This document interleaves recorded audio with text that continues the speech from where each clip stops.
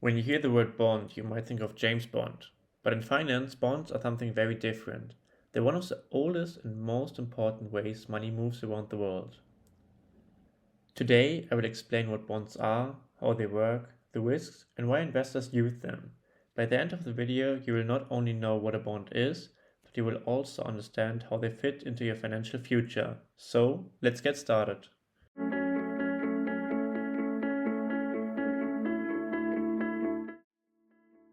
A bond is simply a loan, but instead of borrowing money from a bank, governments and companies borrow money from regular investors, people like you and me, and big institutions.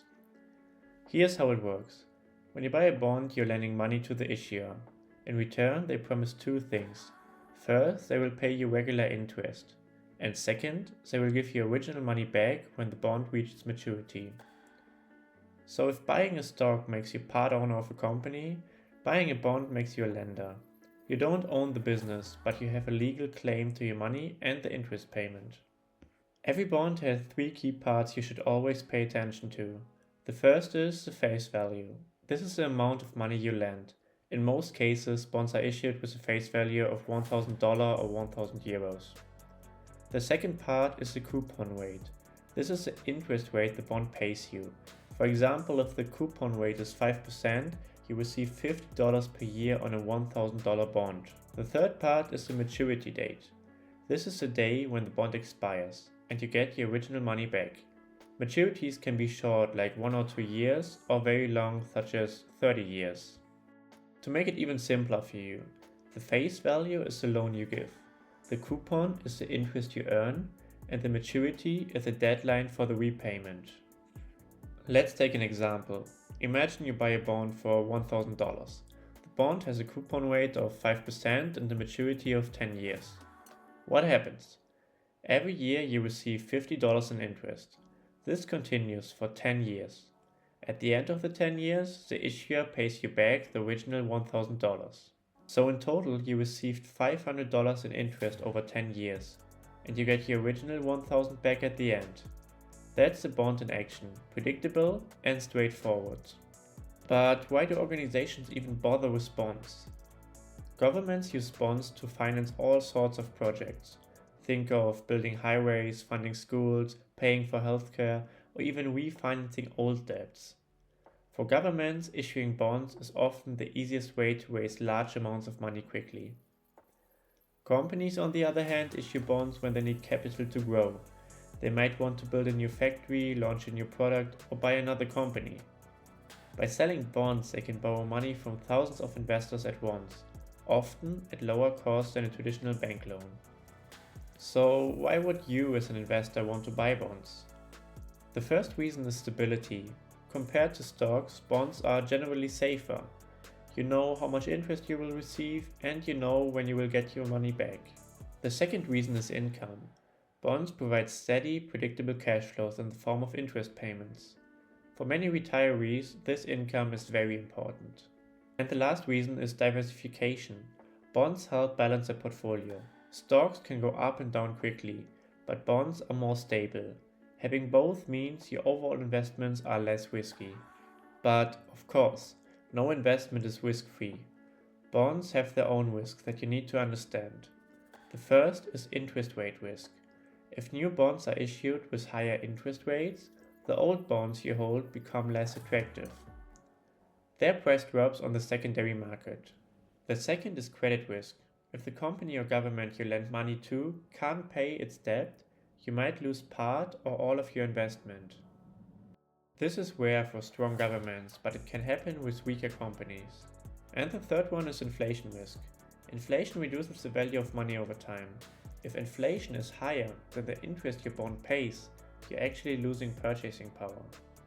So, while bonds are safer than stocks, they're not without downsides. One important thing to know is that bonds don't just sit in your account until maturity. They can be traded on markets just like stocks. If you sell your bond before maturity, you might sell it for more or less than you originally paid. Why? Because the value of a bond depends heavily on current interest rates and market conditions. Here's the rule of thumb. When interest rates rise, bond prices fall. When interest rates fall, bond prices rise. This relationship is important because it shows that bonds are not always borrowing. They have their own dynamics, and professional investors often trade bonds to make money from these price movements. Also, not all bonds are the same. There are several categories you should know. We have the government bonds. These bonds are issued by national governments. US Treasury, German bonds, or Japanese government bonds are examples. They are considered very safe because governments rarely default.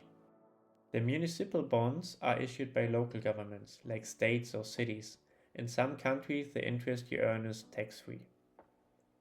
The corporate bonds are issued by companies. They usually pay higher interest than government bonds because companies are riskier borrowers. So the next ones are high-yield bonds, also called junk bonds.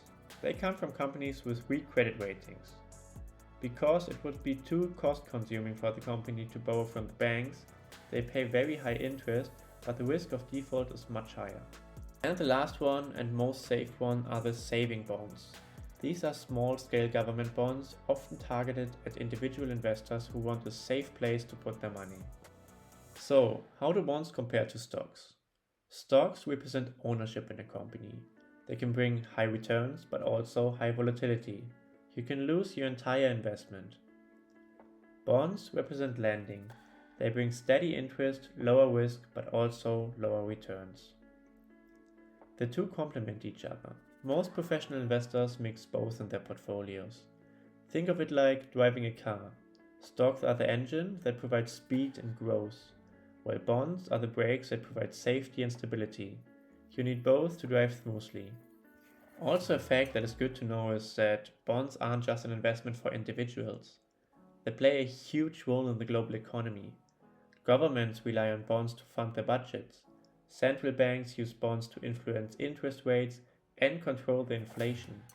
Large institutions like pension funds and insurance companies invest trillions of dollars in bonds to secure stable income.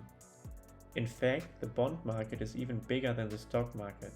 Without bonds, modern economies simply wouldn't function. To wrap things up, bonds are essentially loans that investors provide to governments or companies. In return, the investors receive regular interest payment and get their money back at maturity. Bonds are usually safer than stocks, but they still carry risks like interest rate changes, credit problems, and inflation.